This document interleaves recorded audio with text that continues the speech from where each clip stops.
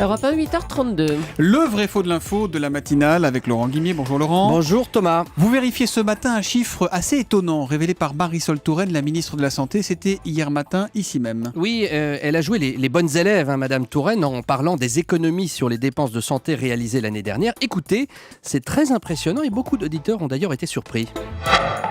Jean-Pierre Elkabbach. Non, attendez, Jean-Pierre Elkabbach. L'année dernière, je m'étais engagé à faire 2,5 milliards d'économies.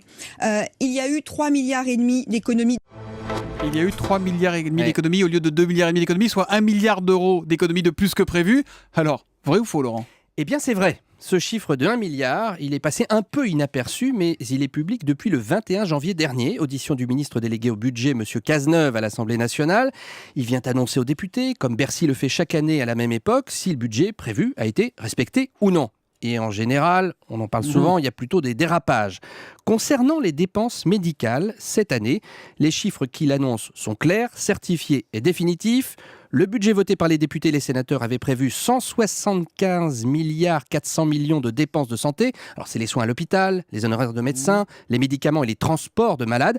Et bien finalement, les dépenses de santé ont été tenues, mieux que tenues, puisque l'assurance maladie, le document le dit, a dépensé plus d'1 milliard de moins que prévu. Bon, c'est plutôt une bonne nouvelle. Est-ce qu'on sait à quoi elle est due, cette bonne nouvelle ? Alors d'après les députés de la Commission des affaires sociales, qui s'attendaient eux à 500 millions seulement d'économies, nous avons fait plus d'efforts que prévu dans 3 domaines. 1. Les remboursements de masseurs kinésithérapeutes. 2. Les frais de transport de malades, vous savez, les taxis qui font l'aller-retour pour les consultations, on en parle souvent. Et puis, il y a eu moins d'indemnités d'arrêt maladie que prévu. Au total, ce milliard d'économies est d'autant plus méritoire, je crois qu'il faut le reconnaître, parce que l'année dernière, à la même époque, on était tous en pleine épidémie de grippe. 10 millions de consultations, énorme facture, beaucoup plus lourde que d'habitude. Mais alors, est-ce qu'on peut s'attendre à ce que ce petit miracle, comme diront certains, se reproduise, Laurent Guimier ? Eh bien, en fait, j'ai vérifié, c'est la 4e année de suite que nous sommes plus sages que prévu que l'objectif national de dépenses d'assurance maladie. On n'en parle pas assez souvent. Vous connaissez, vous, Natacha ? Non.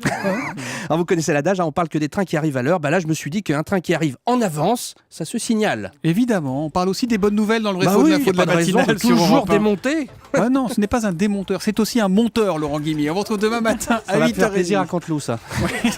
Oh, une mouche.